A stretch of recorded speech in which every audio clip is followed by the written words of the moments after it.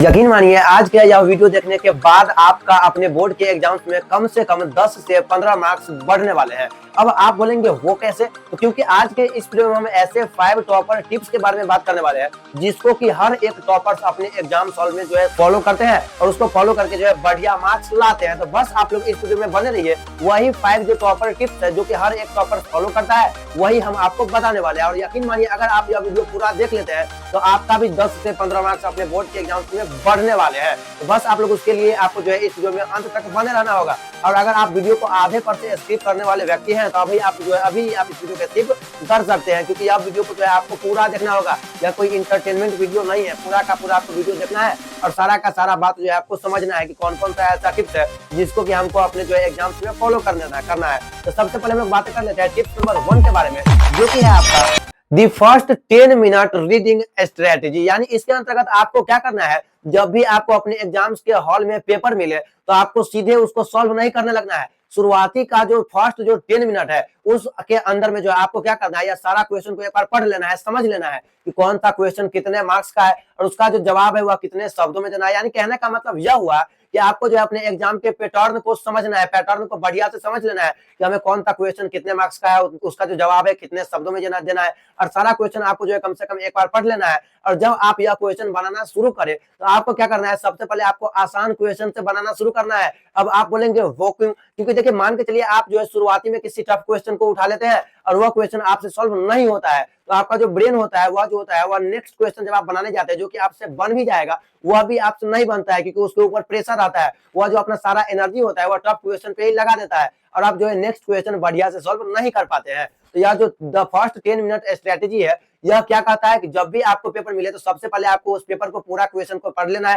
तो उसके पैटर्न को समझना है, ठीक है ना। तो आप जो फर्स्ट नंबर टिप्स जो है आप यह फॉलो कर सकते हैं। इसके बाद हम लोग बातें कर लेते हैं सेकंड नंबर टिप्स के बारे में, जो कि है आपका गोल्डन ब्रेन टेक्निक्स। अब यह गोल्डन ब्रेन टेक्निक्स क्या कहता है तो इसको हम लोग समझ लेते हैं एक कहानी की मदद से। तो देखिए एक लड़का था जिसका की नाम था रोहित। अब आप बोलेंगे उसके साथ ऐसा हुआ क्या? तो देखिए वह जो है पढ़ने में बहुत तेज था पढ़ने में, और वह एग्जाम देने जब गया ना तो वह क्वेश्चन को देखा तो वह क्वेश्चन भी उसे बहुत इजी लगा कि हाँ हम तो इसे बढ़िया से बना लेंगे। लेकिन जब वह क्वेश्चन को सॉल्व करने गया तो उसका जो आंसर था वह सारा का सारा आंसर ही भूल गया। यानी कि वह जो फॉर्मूला है फॉर्मूला भूल गया, उसका जो भी आंसर था पूरा का पूरा आंसर ही भूल गया। तो अब आप बोलेंगे यह जो गोल्डन ब्रेन टेक्निक्स है यह हमें क्या कहता है? तो यह जो गोल्डन ब्रेन टेक्निक्स है यह आपको क्या कहता है कि वह क्वेश्चन जिसको कि आपको लगता रहता है कि हम इसे थोड़ा देर के बाद भूल जाएंगे, या वह फॉर्मूला जो कि आपको थोड़ा डिफिकल्ट लगता है लेकिन उससे जो है आपके बोर्ड के एग्जाम्स में उस फॉर्मूले पे जो क्वेश्चन जो है वह है, तो आपको क्या करना है, वह जो फॉर्मूला है या वह जो क्वेश्चन है उसका जो भी इंपोर्टेंट पॉइंट है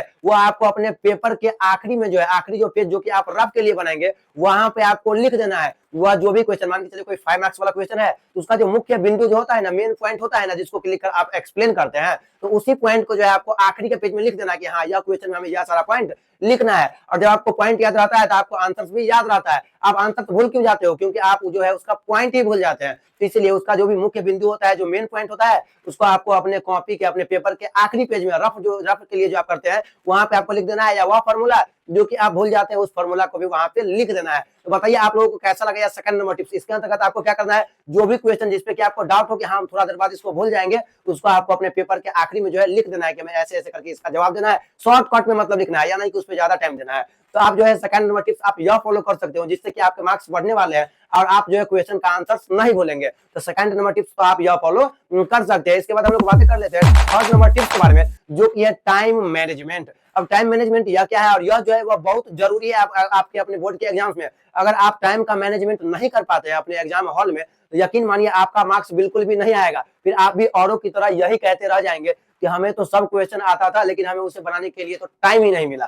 तो इसके लिए आपको क्या करना है, वह जो क्वेश्चन जो है वह क्वेश्चन जितना मार्क्स का हो उस पर आपको उसी के अकॉर्डिंग टाइम देना है। मान के चलिए कोई क्वेश्चन 1 मार्क्स का है तो आप उसी के अनुसार उस पर टाइम दीजिए, और अगर कोई क्वेश्चन 2 मार्क्स का है तो आप उसी के हिसाब से टाइम दीजिए। अगर कोई क्वेश्चन 4 मार्क्स का है या 5 मार्क्स का है तो आपको उसी के अकॉर्डिंग टाइम देना है, या नहीं कि 1 मार्क्स वाले क्वेश्चन को जो है मतलब बनाते जा रहे हैं, ऐसा आपको बिल्कुल भी नहीं करना है, ठीक है ना। तो आप क्या कर सकते हैं इसके अंतर्गत, आपको क्या करना है कि वह क्वेश्चन जो कि जितना मार्क्स का हो आपको उसी के अनुसार जो है टाइम देना है। यानी कि टाइम को आपको डिवाइड कर लेना है कि हमें 1 मार्क्स वाले क्वेश्चन में इतना टाइम देना है, 2 मार्क्स वाले में इतना, 4 मार्क्स वाले में इतना, 5 मार्क्स वाले में इतना। तो इसके अकॉर्डिंग जो है आप टाइम का विभाजन कर सकते हैं। और याद रखिएगा कोई क्वेश्चन जो कि आपको सॉल्व नहीं होता रहता है और उस पर जो है आप जो है अपना टाइम बर्बाद करते रहते हैं तो आपको ऐसा नहीं करना है, क्योंकि आपको इससे जो है टाइम बर्बाद हो जाएगा और आपका जो क्वेश्चन जो कि आपको आता भी होगा उसको बनाने के लिए भी जो है आपको टाइम नहीं मिलेगा। तो इसके लिए आपको क्या करना है, वह क्वेश्चन जिसमें आपको जो है डाउट है, आप जो है वहां पे ज्यादातर अटक रहे हैं, यानी जिसमें कि आपको याद नहीं आ रहा है, उसको जो है उस पर ज्यादा टाइम आपको बर्बाद नहीं करना है, नेक्स्ट क्वेश्चन की ओर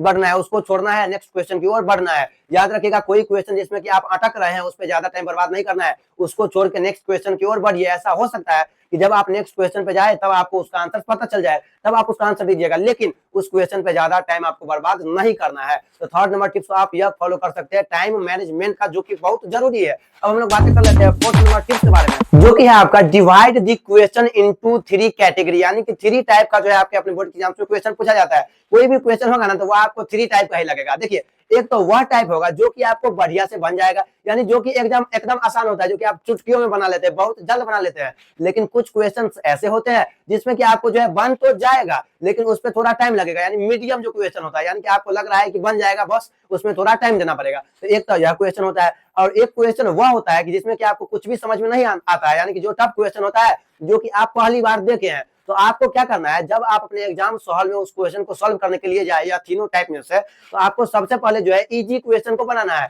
ऐसा करने से होगा या आपका मोटिवेशन बढ़ेगा, हाँ हम तो क्वेश्चन सॉल्व करते जा रहे हैं। लेकिन मान के चलिए कि आप पहले ही टफ क्वेश्चन उठा लिए और वह क्वेश्चन आपसे नहीं बना, तो आपका जो है ऐसे में एनर्जी भी डाउन हो जाएगा, और उसके टेंशन के चलते जो है आपको वह क्वेश्चन जो कि एकदम इजी था वह भी नहीं बनेगा। तो इसीलिए आपको क्या करना है, जब भी आप इस तीनों टाइप में से क्वेश्चन को बनाने जाए तो सबसे पहले आपको जो है इजी क्वेश्चन को सॉल्व करना है। इससे हो सकता है कि कहीं इजी क्वेश्चन को सॉल्व करते करते आपको यह भी लगने लगे कि वह भी क्वेश्चन सॉल्व हो जाएगा, यानी कि मोटिवेशन अंदर से बढ़ेगा। तो फोर्थ नंबर टिप्स तो आप यह फॉलो कर सकते हैं, यानी कि इजी क्वेश्चन को पहले सॉल्व करना है, उसके बाद मीडियम, और उसके बाद जो है टफ क्वेश्चन को सॉल्व करना है। इसके बाद जो फिफ्थ नंबर टेक्निक्स है वह यह कहता है, वह जो टेक्निक्स है उसका जो नाम है वह है आपका लास्ट 10 मिनट टेक्निक्स, यानी 10 मिनट स्ट्रेटेजी लास्ट का। जब आप सारा का सारा क्वेश्चन सॉल्व कर लेते हैं तो आपको क्या करना है, आपको जो है उस क्वेश्चन को जो है आखिरी में कम से कम 10 मिनट बचा के सारा आंसर जो कि आप उत्तर पुस्तिका में लिखे हैं सारा का सारा आपको जो है पढ़ना है। यानी सारा का सारा आपको पढ़ना है कि कहीं पे हम कुछ लिखना भूल तो नहीं गए हैं, कहीं पे हम नहीं लिखना तो नहीं भूल गए हैं, या कहीं पे हम रोल नंबर लिखना तो नहीं भूल गए हैं,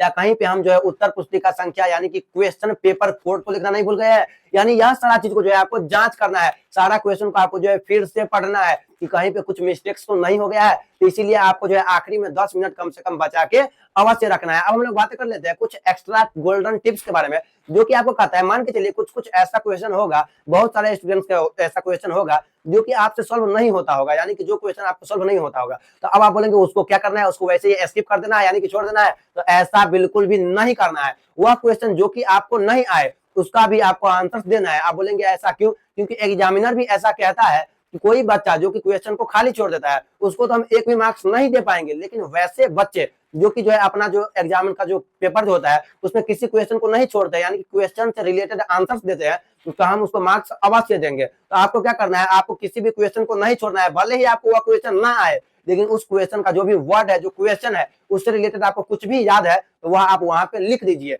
ऐसा देखिए, एग्जामिनर भी जो होता है ना, वह जो है 100% यह प्रयास करता है कि हमको जो है किसी भी बच्चा को फेल नहीं करना है, बस उनको जो है मजबूरी में फेल करना पड़ता है। जब आप किसी भी क्वेश्चन का आंसर ना देते हैं तो आपको क्या करना है, किसी भी क्वेश्चन को छोड़ना नहीं है, बल्कि जो क्वेश्चन आपको ना आए उससे रिलेटेड भी आपको आंसर देना है। तो यह जो है आप टेक्निक्स को फॉलो कर सकते हैं। या हम लोग बातें कर लेते हैं एमसीक्यू के बारे में। एमसीक्यू भी कुछ ऐसा ऑब्जेक्टिव होता है जिसमें कि हमको डाउट होता रहता है, तो उसमें आपको क्या करना है, जिसमें कि आपको डाउट हो उसमें आपको करना यह है कि जो आंसर आपको पहला बार में ब्रेन में आया है आपको उसी में टिक कर देना। यानी होता नहीं है, पहले हमको लगता है यह, उसके बाद लगता है नहीं इसका आंसर तो यह होगा। 99% केस में जो है बाद वाला जो सोचते हैं वह गलती ही रहता है। इसीलिए जो आप पहले सोचे हैं, जो आपका ब्रेन पहले किया है कि हमें हाँ इसका आंसर यह होने वाला है, आप वहां पे उसको टिक्स कर सकते हैं। और याद रखिएगा, यह जो है आपके लिए जो है ब्रह्मास्त्र साबित होने वाला है। आपको अपने बोर्ड के एग्जाम्स में एक भी क्वेश्चन को नहीं छोड़ना है, सारा का सारा क्वेश्चन सॉल्व करके आना है, भले आपको वो क्वेश्चन आए या ना आए, यानी कि उसी से रिलेटेड आपको आंसर देकर आना है। और यकीन मानिए, अगर आप जो आज के इस वीडियो में ऐसा 5 टिप्स बताए हैं जिसको कि अगर आप फॉलो कर लेते हैं तो कम से कम 10 से 15 या उससे ज्यादा भी मार्क्स आपके बोर्ड के एग्जाम्स में बढ़ सकते हैं। तो आपको क्या करना है, अगर आपको यह वीडियो अच्छा लगा है तो अपने किसी एक दोस्तों में इस वीडियो को शेयर कर देना है, ताकि जो है वह भी इसका फायदा उठा सके। तो चलिए मिलते हैं किसी नेक्स्ट और नए वीडियो में, तब तक के लिए जय हिंद।